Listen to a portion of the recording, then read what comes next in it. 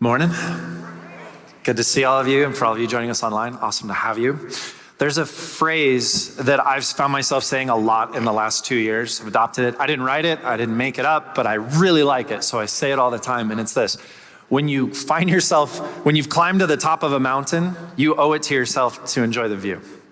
And the reason I love this phrase is one, because it's been a crazy bit of time here, right? And there's been a lot of mountains that a lot of different people in a lot of different capacities have climbed over time. But what I keep finding is that everybody just keeps like getting to the top of a moment and then just saying, all right, what's next mountain? Or like tumbling their way down that one and being like, all right, there's another one to climb. And educators, if you're an educator and you're joining us, you guys aren't always the best at this. I'm gonna put that out there. And I can say that honestly, I know that sounds terrible. I'm married to one. I'm married to a teacher. And what I often see happening is that every year, and when the school year ends, it's like, oh gosh, I'm so tired. I got through that moment. And then it's like, I don't want to talk about it. I'm done. And then another August comes, and it's like, okay, another mountain, let's rise to this. And usually that hits in July, right? Because there's in-service trainings and all the different things that educators do all the time. And so this just sort of happens. And then what never ends up happening is nobody ever pauses to be like, what was amazing about what I just did? Because here's the thing, you guys may not know this, or you may not pause to realize this, but you're amazing human beings. You're absolutely amazing human beings. You're doing things, you're innovating, you're changing, you're adapting, you're having all of these relentless moments occurring constantly with kids who are endless surprises of amazingness and crazy all at the same time, and families and parents and administrations and all kinds of different things, and it's so complicated. You climb a mountain every single year. This year, because of the year that it has been and because of the complexity that has existed here as a church, we want to pause at the top of the mountain. And some of you guys are probably like, it's not the end of May yet. I know. We're so close though. You're so close to this. And so if we could take today to just say, we're almost there. Let's pause for a moment. Let's take a good look around. And let's just, as a church together, enjoy the view. And let's celebrate that together. There's a passage out of the Bible. It's in the book of Ecclesiastes, one of my favorite books in the entire Bible, because it's all about like, what is the meaning of life and what should I give myself to and all of these things. And I love those kind of questions. Ecclesiastes 5:8 says this, behold, what I have seen to be good and fitting is to eat and drink and find enjoyment in all the toil with which one toils under the sun the few days of his life that God has given. For this is his lot. When you read that passage, some of you may find yourself being like, I don't enjoy toil. And I don't enjoy toiling under the sun because we live in Arizona, right? So there's just a part of that that's just like, wait, what? What I love about this passage and what it's acknowledging is it's not saying it has to be one or the other. So what it's not saying is like, everything's shiny, happy, and amazing. And what it's also not saying is like, everything's terrible. There's toil, a word that's like hard work and perseverance and endurance and striving and all that energy that goes into that. That's difficult at times. And what it's saying is, find a moment, find a way, even in that, to enjoy this thing. Does that mean smile all the time? No, there's going to be difficult moments. I think it's recognizing if you're going to climb a mountain, you may as well pause to enjoy the view. And so I want to take a moment for all of us to see just what that mountain looked like in this last year. Some of you have kids and your parents and your kids are in school or were this over the course of this last year and you're like, yes. And some of you teachers just saw all of those and you're like, too soon, right? Because all of that happened. So every slide you just saw, and I know it was quick, but was essentially this last year, each one was an executive order about what would happen in schools or what wouldn't happen in schools, which corresponded with districts and people and everybody adapting like crazy over and over and over again, and families adapting like crazy. Some of you parents are like, yes, we felt all of those moments, still do in some ways. This is a pretty significant mountain to climb in a given year. This wasn't just a normal year, was it? It's pretty different. And so I wanted you to hear, and I want you to hear over the course of this morning, just some of the perspective there. I want to invite Stacy out. Stacy is our student ministries pastor, and many of you guys probably met her. Welcome, Stacy. Good morning. Good to have you. So what's really unique about what you do is Stacy gets to interact with students and parents, and on occasion reaches out to faculty and educators. Is just part of being a student ministries pastor. And so I know this last year you've had a couple of really meaningful or enlightening conversations. Enlightening, yes. Yeah, and I was wondering if you could share some of those just so that we can all get the same view, essentially, as you have a perspective. Absolutely, yeah? Yes, like you said, just tons of conversations with students and families, but One that recently happened was I got to meet with a couple of different youth volunteers and workers, and what they were expressing is that they were worried about some of the stress levels and some of the things that students have been through. And after seeing that concern, I decided to call the counselor from over here at Ironwood Ridge High School just to ask her, from her perspective, like, what are you seeing for students and faculty and family during this time? And she shared that for a really large portion of her job this last year, she's actually been helping educators and teachers navigate all of their anxieties and their fear and their anger. I mean, you guys saw that slideshow, like faculty just being pulled in so many different directions. Right. But she was really clear to say, students and families have been being pulled in all of those directions too this year. It has been just as difficult and trying for students and families. And she just shared story after story of students that she would have experienced as being very talkative and very engaged in school or engaged in sports and just very alive in front of her. And as the year has gone on, she just saw them feel more isolated or more lonely or just experience less talking from them and less engagement. And she said she just kept hearing from students over and over, but why bother? But what is the point of this? But how long is that really gonna last? Can I really trust that they're gonna show up for me that way? And it was really heartbreaking to hear from her of students and families right here in our community and the stress that they were going through this last year. It was really tough to hear in that conversation. It's a pretty significant mountain to climb. It was a very significant, right? Yes. Yeah, and many of you know this, and you feel this because you've seen this with your own student. If you're a parent in here, you've felt this. I was on a Zoom call here at Casas with some of our staff, and one of the persons said, I'm sorry, 2 of my coworkers are being crazy right now, I need to go. And I'm like, you don't have any coworkers? You're home. And then I realized this is the language she's used to be like, my 6-year-old isn't doing what she needs to do with school right now. And my 7-year-old, I've got to go in the other room and solve this in the midst of a meeting while they're trying to work. Some of you guys have felt a lot of these things. Yeah. And you've heard about some of this too, right? As far as parents and... You know what's so interesting about conversations with families is some of you guys in here and some of in your circles handled this virtual schooling like a boss. You were ready to be online from home. We talked to a 5th grade student and she was saying this last year, she's living her best life. She just got to hang out in her pajamas and do school in her bed, and she was fine. She's all about it. She did also say that she does school every day with a bucket full of marshmallows in her bed, which I love is the parent strategy to be stay here more, and every day it's just add more marshmallows to the bucket. It's gonna be okay. We're gonna make it through. Yeah, it was a very unique best life. It was. She was living That'd be my best life too. But then there's these other stories of family on the other side that you would describe this last year as chaos. Right.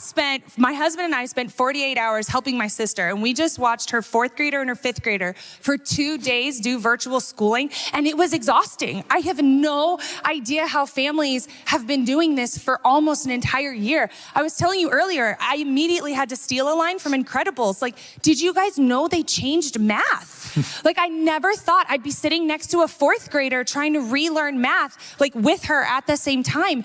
And yet the parents in here and the families in here, you've been relearning math and all the subjects all year long because you've kind of had to be the homeschool teacher for your kids all year.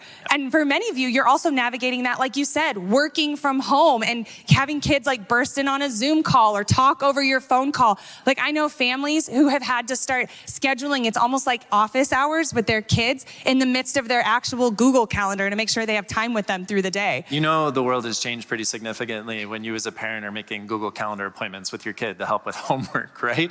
It's kind of complicated. My daughter will come to me now every now and then and say, Dad, can you answer a question on my math problem or do I need to Google it? And 9 times out of 10, I'm just keep on keeping on. Yeah. You know the answer to this already. Yeah, it's tough. Yeah, but in the midst of that too, I do work primarily with middle school and high school, and I know that those parents have faced unique challenges because you've watched your students miss out on routine and spend the whole day in their rooms by themselves or lose out on sports. And I know I've gotten the emails, I've had the conversations, the concern for your kid and the concern for their mental health. And it's such a unique struggle that families have had to go through this last year. Right. But even in the midst of all of that, it was actually really encouraging to talk to families about how much they've been showing up for each other. Like they've been navigating all of their own stress and difficulties and life going on, and yet they're showing up for other families. Like I know families who invited students over so they could sit around the dining room table. Granted, they're all still behind their screens, but at least they get to sit by a friend while they do that. Or families who are entirely virtual, reaching out to encourage each other in some way to be like, you're not alone in this. I see you and I see the struggle that you're going through. And so, yeah, as we talk about all of this today for families, I mean, it has been a privilege to watch what families have been through this last year and how selflessly families have been stepping out to help each other also. It's been an incredible thing to watch this year. So you are a leader around here. You get to interact a lot with families and kids and just like the whole gamut. What encouragement, with your unique perspective, what encouragement would you offer to each of us? So this last week, I actually got to talk to you, but a few of our seniors, and sit down and say, to be encouraged, like, what would that mean to you? And a lot of times we were talking about this section in the book of John where Jesus is talking to his disciples. And he's actually pretty honest as Jesus can be. And he's like, life is actually going to be really difficult. You're going to have really tough days where you face fear or anxiety or anger or not knowing what the day might look like or feeling overwhelmed. And like in this very low moment, Jesus actually has these words of encouragement that I wanted to share. And it's John 16, verse 33. And he says, I have told you these things so that in me you may have peace. Because in this world you're going to have trouble, but I want you to take heart, for I have overcome the world. And then, I mean, to students in here and students who are online, like I see you guys.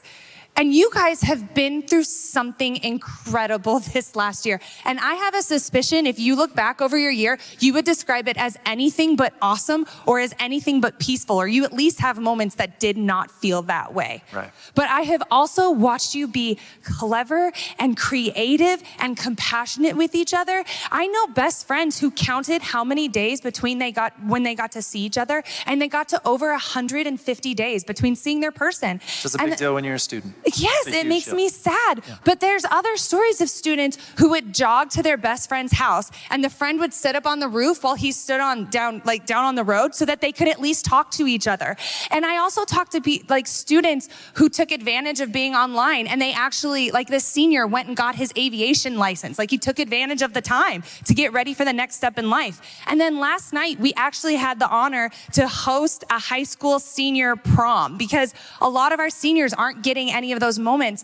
And to watch these seniors walk in fully dressed up in their formal gear, ready to have pictures, ready to just recognize everything that you guys have been through and get to celebrate it. Like what you're saying, to get up to the top of the mountain and to recognize you guys have been through a lot as students. And so I hope that in the midst of that, Jesus loves you and is this source of peace, even on your worst day, even in the worst day that was this last year, even in the worst day you will face, that Jesus is absolutely for you. And then one last thing I did want to say for students, because I'm up here and I get to, is students, if you are in here, if you are a part of Cassis in any way, I hope you know this is a place that is for you. The people in this room, the people on this stage cheer for you all the time, and we're so proud of everything that you overcame this last year, of everything that you faced and everything that you were brave through. But I also hope you know we are so excited and thrilled for whatever your next step is gonna look like. So if you're a kid and a middle schooler and a high schooler, absolutely, please. We are absolutely for you guys and think that you're awesome. So we are glad that you're here. We do. I love your hair. Can you tell she's a student ministries pastor? Can't help that. So I know we just applauded. I'd love to just take a moment of collective solidarity, whether you're at home or you're online or you're with us in person. Just let's acknowledge a lot of parents, a lot of families, a lot of grandparents. It takes a whole village at times, right? Have walked through some significant moments this last year, and you've made your way up to the top of a mountain. And as a church, can we just collectively say, we see you and we love you, just by a show of applause, round of applause.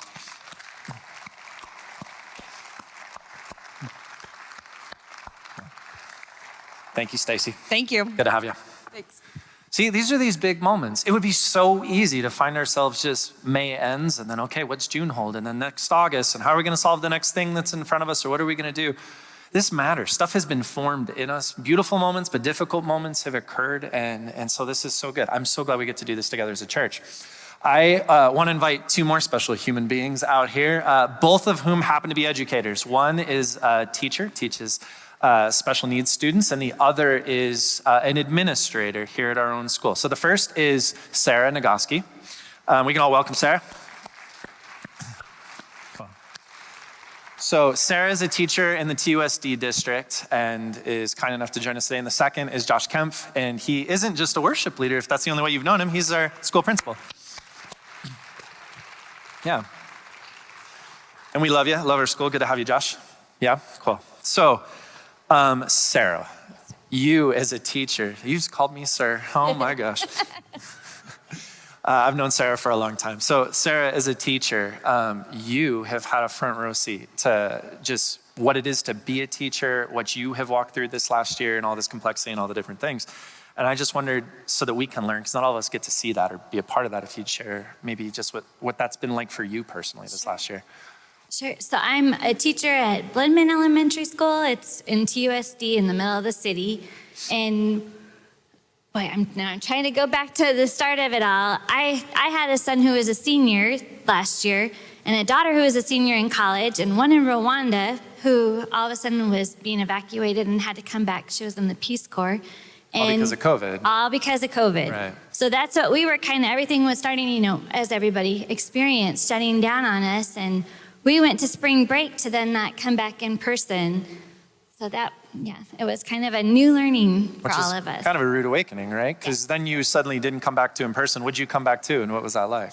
So a lot of our families at my school, we have a very low income community that I teach at, and in fact, we qualify for free meals for all kids, even siblings of kids at our school. Breakfast and lunch we serve daily.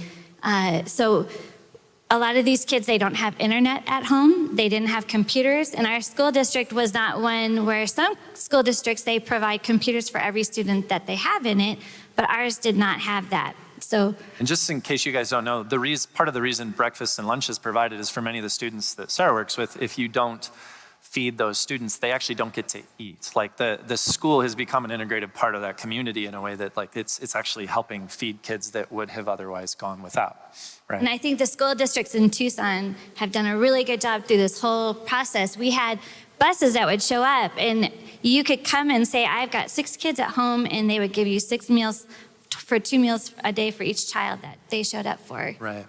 So you had a fire drill this last week, which I want you to share the story only because it so illustrates the complexity of being in person and hybrid and all the things at the same time that teachers are walking through. Yeah, so we had our first fire drill back, and I had a group of 5th graders. So 2 girls were with me in person, and then I had 2 boys online through Zooms.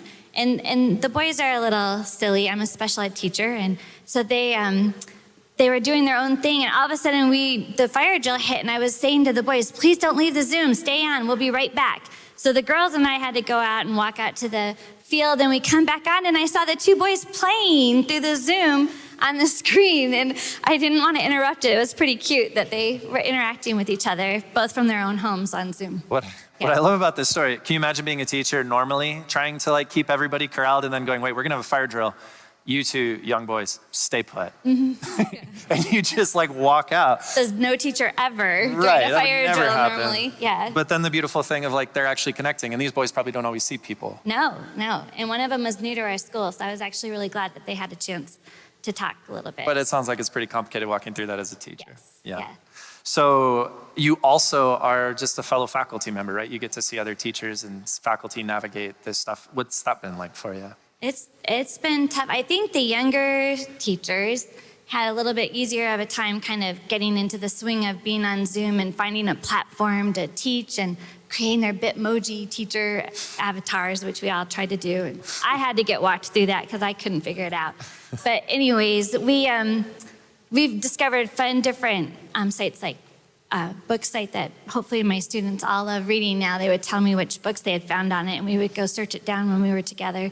But a lot of the teachers felt very overwhelmed. It was new. This isn't how we work with our students or interact with them. So it was really overwhelming and frustrating, and just feeling like you're not doing enough for the kids. And now with hybrid, I hear the teachers say a lot that they feel like they're ignoring the kids that are at home or not able to attend to their needs or figure out what it is that they're missing or need help with. And then they feel like they're ignoring the kids that are in person sometimes. So it gets a little tricky. It's a lot of moving parts, a lot to manage. Yeah. And then Sarah, when you started your, and I'm gonna ask you this story just to share the story only because so often we just see an educator as like, they're an educator. And we forget, like they're navigating all of this stuff like we did, like just as everybody else. And they're also an educator in some of these regards. And so when you guys started the school year, you started in kind of a difficult way. Yeah.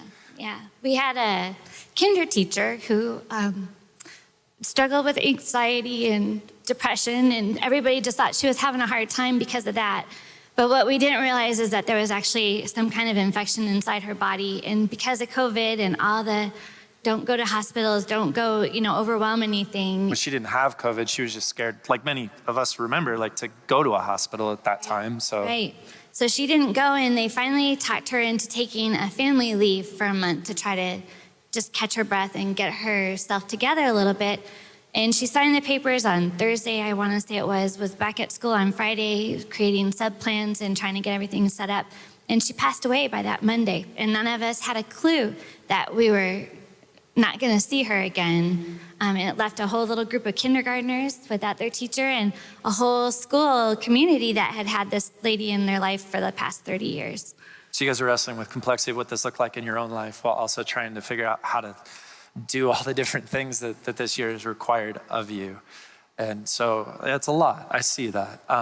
Sarah, if you could, because you're a teacher, so I mean, I can try to encourage a teacher all day, but it's a different thing to hear somebody collectively represent teachers and say, I see you. So for you, if you could offer your fellow educators any kind of encouragement here today, what would it be? I think we're doing more than what we realize what we're doing, and to try to hang in there. And I know everyone's tired, parents, kids, everybody's tired, and it's been a long year. And just to hang in there, and hopefully we've got a new year coming, and hopefully things will be a little bit easier and back to normal, and we get to celebrate being together again. That's awesome. I appreciate your heart. Yeah.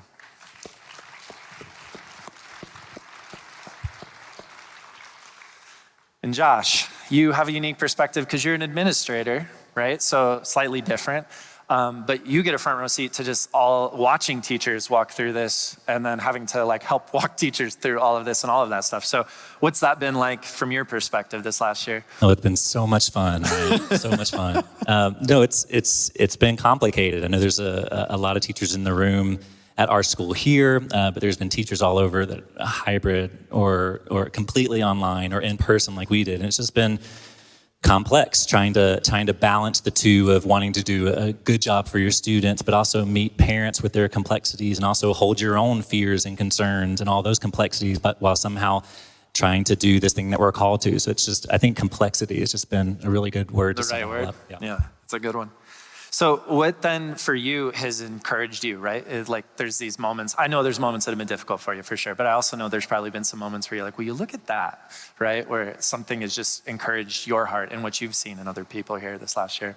Yeah, there's a story that I think pretty much sums up the heart of what I know of most educators. And that there was one teacher that we had that was really open and transparent about the fears that she was holding, or just all the complexities. I'm not sure. The news changes every day. I'm not sure what the reality is, but also at the same time wanting to hold. But I want to do a really good job for these students and the social emotional needs they have and the physical needs they have. And watching her still those things being authentic to who she is, but still every single day getting down with these little learners and putting her arms around them because she knows that what they needed. I think that really exemplifies the heart of what most educators have been stepping into, still doing the right thing, even though they may be scared to death. And that's mostly what I've been observing this year. That's powerful. Yeah, that's an amazing way to love another human being, right? I love that. So I know this is true. A lot of educators would love to hear a moment of encouragement from their administrator. Like I just know that in general, that's true. So you are an administrator and collectively, and you're also a leader around here. Love you, love our school. And so just for you as a collective voice, representing that perspective, what kind of encouragement would you offer to all your fellow educators that may be joining us online or are here with us? Yeah, I would just say education, I think most of us know, it sometimes is a really thankless job that it does not get the weight of all that it actually brings. But I would say that if you're an educator or an administrator, however you've been serving in this past season, that you are seeing what you've done. To Sarah's point, it does matter. It has value. You are loved. You are appreciated, even though it has been the peak of complexity this past year. Just know that what you have done and what you have walked through really does make a difference. Yeah. Thanks for sharing your heart.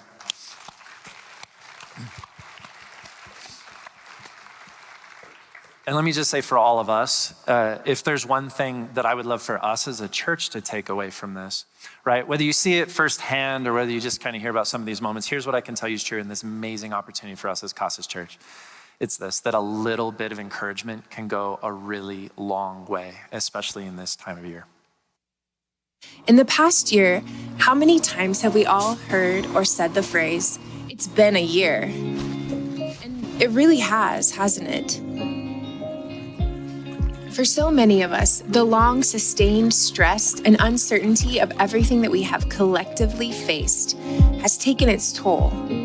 Within our surrounding community, specific professions like teachers have felt especially alone as they've hunkered down to weather the storm. And yet, we've watched them continue to push forward as we wonder, how do they do it? What has fueled them? Maybe the online smiles from their students, or perhaps driven by their God-given purpose to love the students that God placed in their care. They've pushed through, choosing to shine hope into our upcoming generations. Teachers have persisted, but in reality, they've grown weary. And in times like these, all of us can choose to pour much-needed hope back into the hope givers, encouragement for the encouragers. As they near the end of this marathon race of a school year, we can be a tangible expression of love. Expressing words and giving gifts, we figuratively hand cups of encouragement to those that are thirsty and nearing the finish line. Teachers and school staff, wherever you are, we see you, we cheer you on. As you round the curve with the end of the school year in your view, we thank you for helping carry our kids through a year that surprised us all. I feel like we are together. One cause is working for the kingdom, so thank you.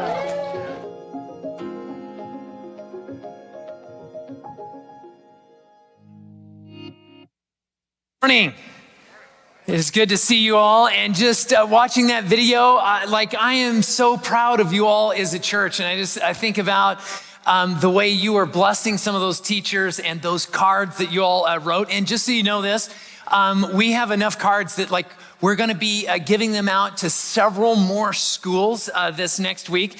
And a bunch of our young people, our middle schoolers and high schoolers, have been involved both in getting those cards out, but also writing those cards as well. And so middle schoolers and high schoolers, it's great to have you as a part of this church, and just proud of who you are and just how you have attempted to navigate all the stuff that we're going through. And we're doing all of this because encouragement matters, right? Encouragement is this really powerful thing. And I got such a good lesson in this. The kind of lesson where you just I would have rather passed on that kind of lesson, but since I got it, it was a good lesson. About 2 weeks ago, I had one of those weeks that as the week started off, there's just all of these things started stacking up, things to do. And it was just it felt like every area of my life just had these chaotic things that just were putting time pressure and demands and all of these things on me. And things to figure out, and I could just feel the stress building in this. And I'm sure that I'm sure none of you have ever had a week like that, or a year like that, right? Where it's just one thing after another. And the thing that I experienced in it is it started stacking up. It's I couldn't turn my brain off at night, because it's just oh my gosh, I think I got this thing figured out, but it's going to change tomorrow, and I don't know what it's going to change to. And then as you can't turn your brain off, it's that thing where then I couldn't sleep very good. And as when your sleep begins to diminish, then you don't bring the best of you the next day, and your problems feel bigger. And it just has that way of snowballing. Ever experienced that? And I'm sure some of you as educators, they've been going through this whole thing, trying to figure out the next thing at moments. It can be hard. And I think about families figuring this out. Like some of you, in families, figuring out how to teach, how to help your kids and, navigate this whole thing. It's been a year. And as that week started to build, I really started feeling just very quickly, the strain and the pressure, in this weird way. And it started to affect me enough that this past week, and on top of that, I had to go to the dentist to get a crown replaced. I'm just well, sure, of course, this is the week I have to do that. I go into the dentist, I'm sitting in the chair, and I know the dentist. He's been a friend of mine for a long, long time, sit in the chair. He walks in and he's like, so how's your week going, right? And this just came out of my mouth. I go, actually, I'm kind of really looking forward to this, to just sit here and have a break from the rest of my week. And he looked at me yeah, I don't get that very often. People usually aren't looking forward to seeing me, right? And so I submit to you, if you're at a place where going to the dentist to get a crown replaced is a pleasant pause in your week from what's going on, you've got too much stress in your life, right? It's a week, right? And yet, that's where I was. But here's the lesson that I got out of this, right? Just going through all of that and just feeling it.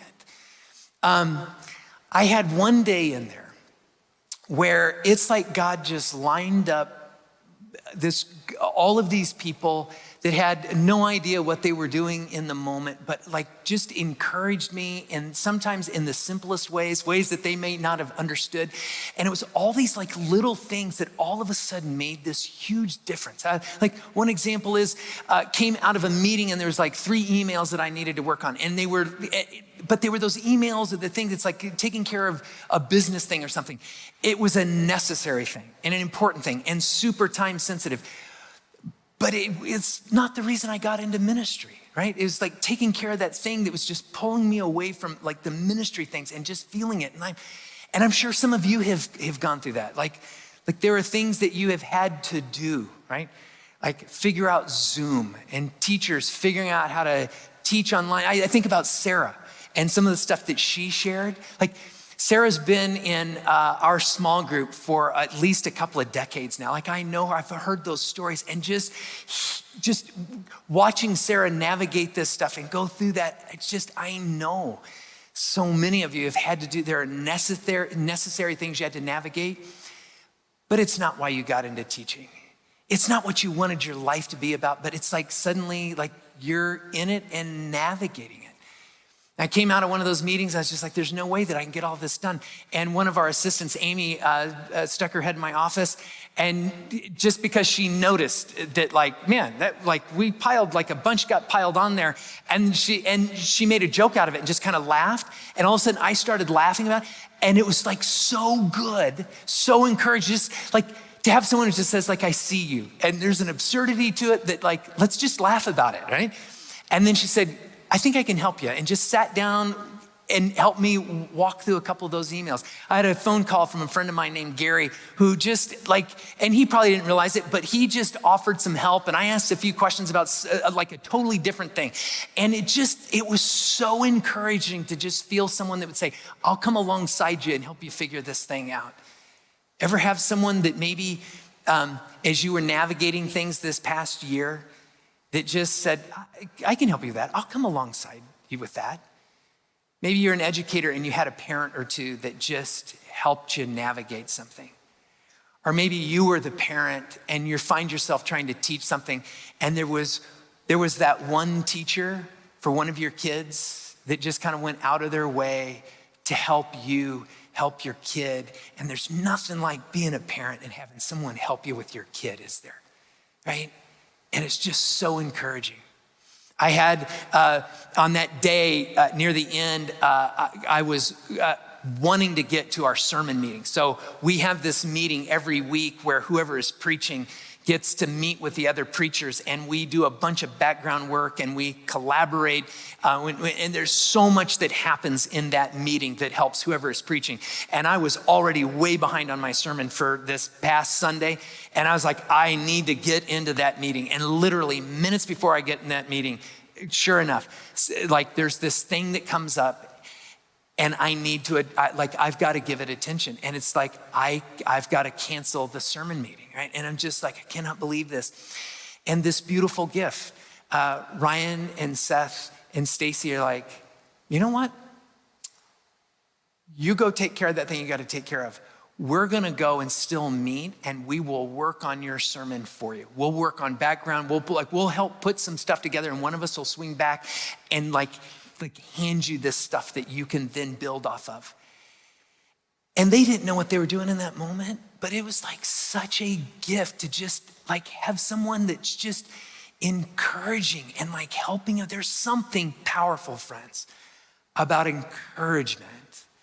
When you're at those stressful times when life is stacking up and it just feels a little overwhelming, right? And I bet there's been a lot of that going around this last year, hasn't there? You felt it.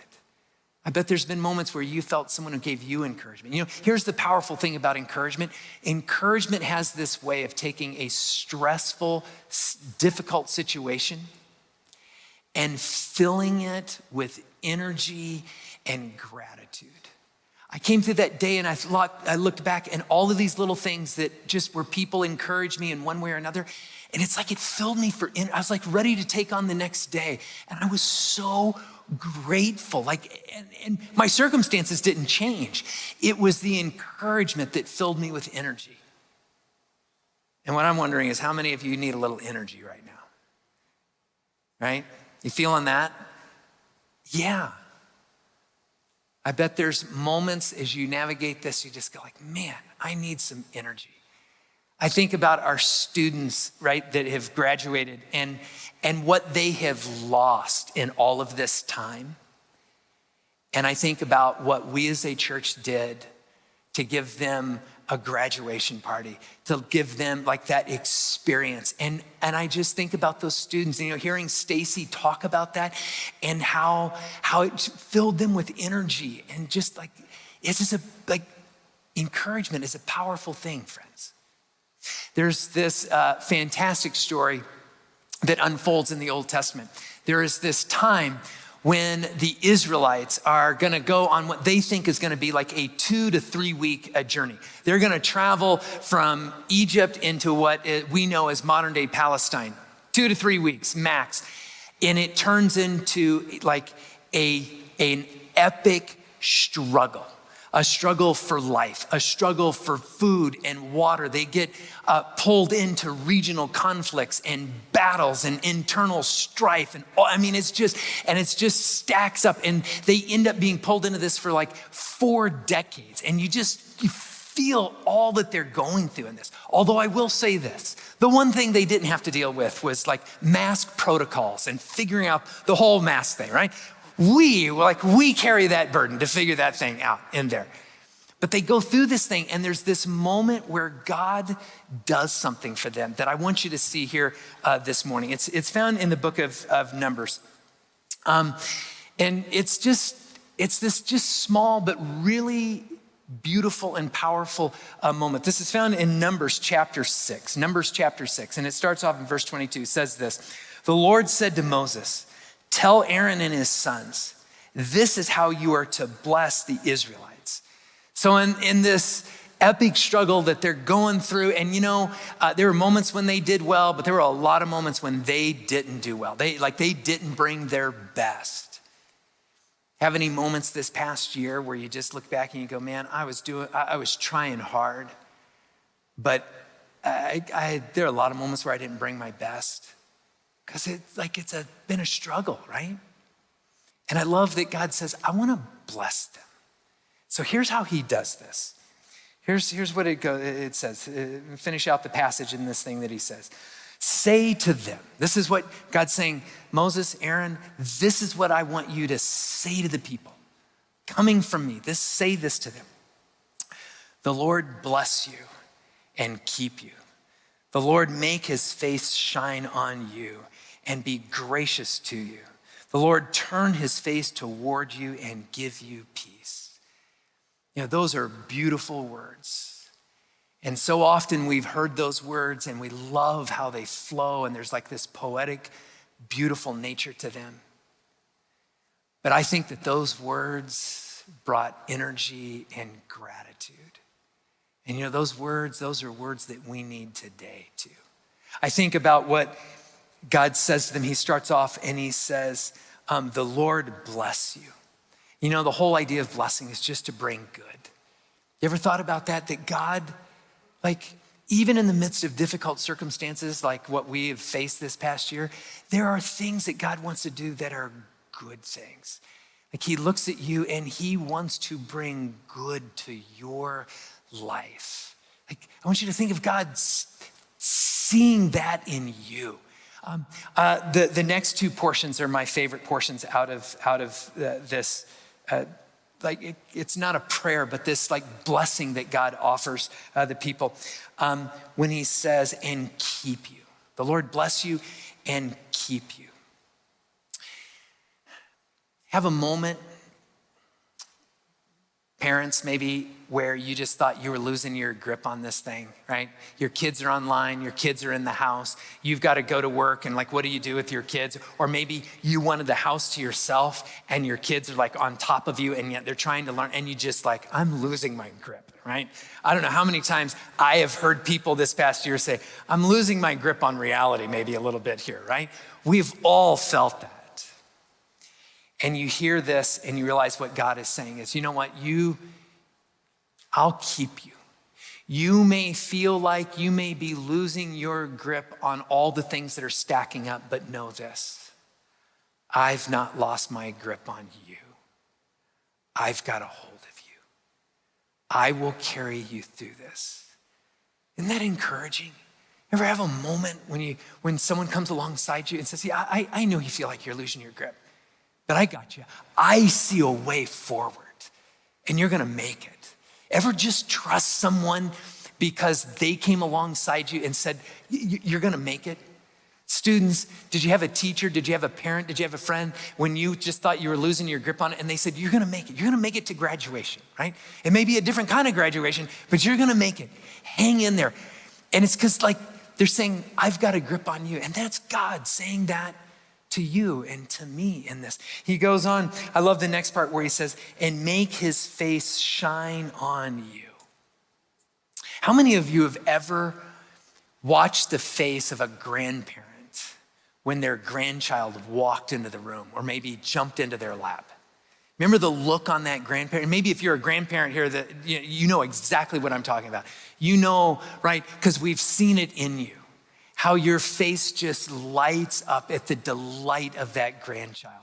And like I've watched this with my own parents, when their grandkids, when one of my kids would jump in their lap, and in my kids, like there'd be times when they were oblivious to what my dad or my mom thought about it. It just, but I could see it in them. Whether my kid realized it or not, like my parent, they just lit up. This is like, they cherish their grandchildren. And what God is saying to them is, I want you to know this. Your presence, who you are, it lights me up. There is something about you that I love, that I delight in, that my face just shines and glows at the thought of you. And what I love about this passage is God is saying, and I want you to know that. I want you to know as you walk through a difficult moment, you delight me. And we all need that at moments. Because there's moments, right, where life gets tough or confusing. And God's delighted, loves you in your best moment and loves you in your worst moment. Last thing, he goes on and he says, and turn his face towards you. And I love that because it is this different idea. It's not just that his face shines with who you are, but he turns his face towards you. In other words, I see you. And there's something about going through something difficult and having the encouragement to know that someone sees you. And words, friends, these words are for you. And as you think about this moment, as we've come through this year, and as you went through this year, students, man, God's delighted with you. And through thick and thin, like he was there, loves you. And it just like there's something there to sing about. There's something there to celebrate.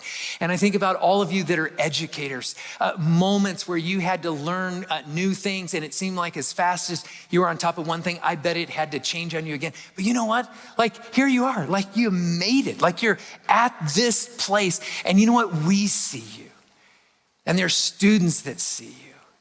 And we're grateful that you went through this and did that. And we celebrate you because of that. And families, for all that you had to figure out and endure, and parents, like what would the world be without parents, right? It is beautiful. And I think having come through what we have come through, like we can honestly say, we got to experience God's goodness in so many ways through our educators and through our parents, and even moments as students where you encouraged us by the way you kept showing up and finding a way through. And so as you think about this, even in those moments where maybe you'll struggle, there's something to celebrate here. You know, you may not realize this, but we sing these words all of the time. You may have even recognized those words. You may not realize that, but the song that we sing about this, like it comes from scripture here. And it was God's words to you. And so this morning, as we think about and celebrate where we've come, and just to celebrate you as educators, especially this morning, and thank you, let's sing these words. Let's sing these words because this is God's encouragement to us. This is the God that we've given our hearts and our lives to. He cares about us, and there is something to celebrate here this morning.